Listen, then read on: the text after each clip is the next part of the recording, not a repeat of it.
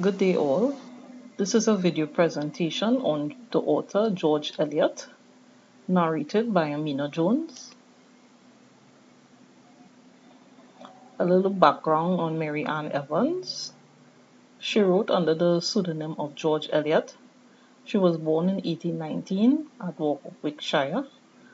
She was also the youngest of 5 children. Mary Ann was afforded a private education where she was viewed as introspective and quiet. She left school, however, at the age of 16 when her mother died in 1836. Marianne and her father then moved to the town of Fulshill, where she met Ralph Waldo Emerson. She also met John Chapman, a publisher and a bookseller from London.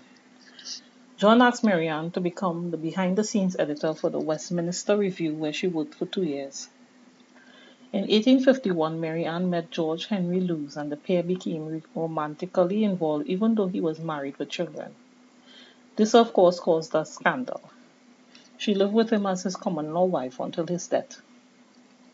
Mary Ann Evans' transformation into the fiction writer George Eliot began in 1856. Now, a little-known fact about George Eliot. Novelist Henry James once wrote a letter to his father to tell him about falling in love with Mary Ann, who he referred to as Horseface.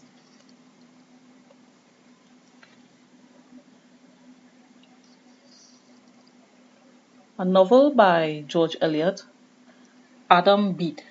This was published in 1859 and it was immensely popular. The novel has a love triangle with 3 characters, Hetty, Adam, and Arthur.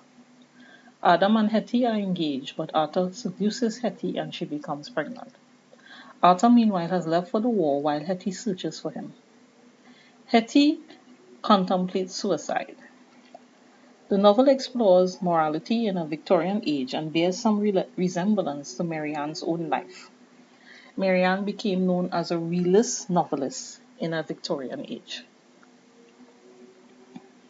Another novel by George Eliot, The Mill on the Floss.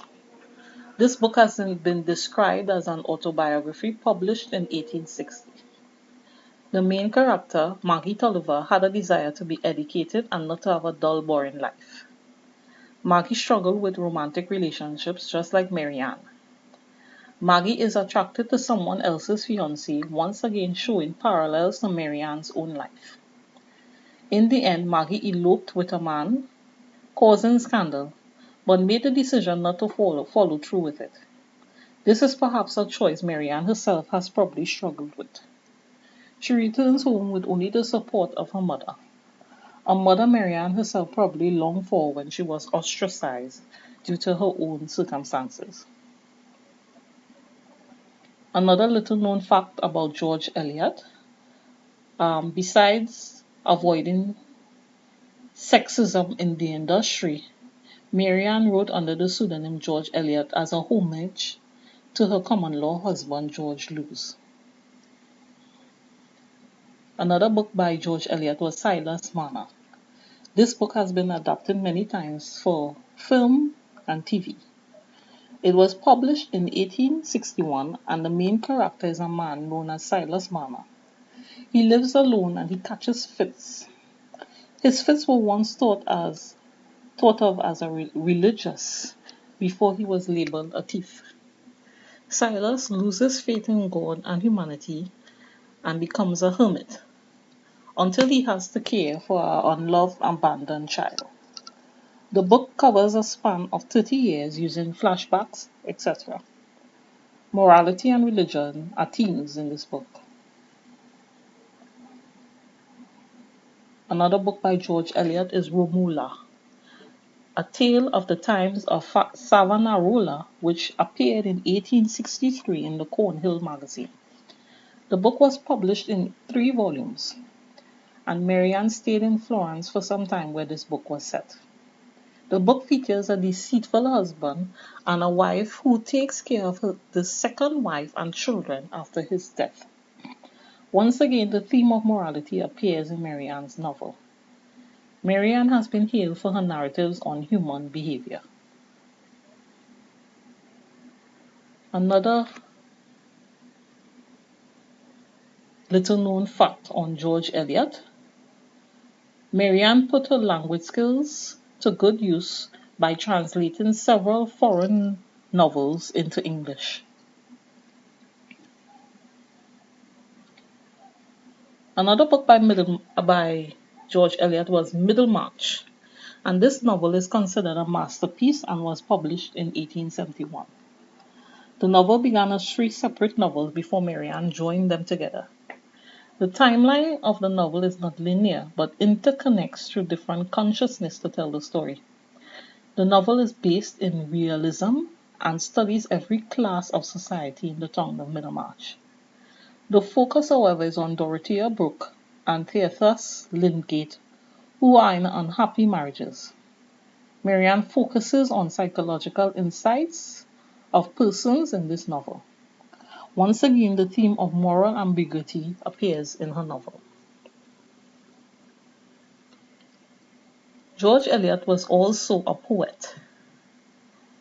Although most famous for her novels, she also produced 2 volumes of poetry. Her first published piece of writing was called "Knowing That I Shortly Must Put Off This Tabernacle." This poem refers to the Bible, and it imagines a person who is about to die saying goodbye to earth. In a later poem, "Oh May I Join the Choir Invisible," Eliot argues that improving the world during one's lifetime is the only way to achieve permanence. Was George Eliot a feminist? Marianne once wrote a piece on silly women novelists, disliking the constraints on women's writing in that time. Women were expected to write silly romance fiction in the Victorian age. Marianne was criticized for writing intellectual books filled with scientific allusions, etc. Intelligence was not looked at as a favorable trait in a woman. She refused for most part to end her novels with the customary happily ever after.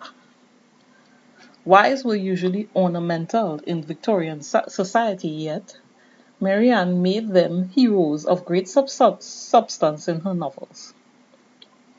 She also lived her life radically, moving away from the strict religious rules she was brought up under and making the decision to live with a married man. Her choice of career, seen only as a man's career, also showed her refusal to bow to patriarchal systems. That brings me to the end of my presentation. Thank you for listening.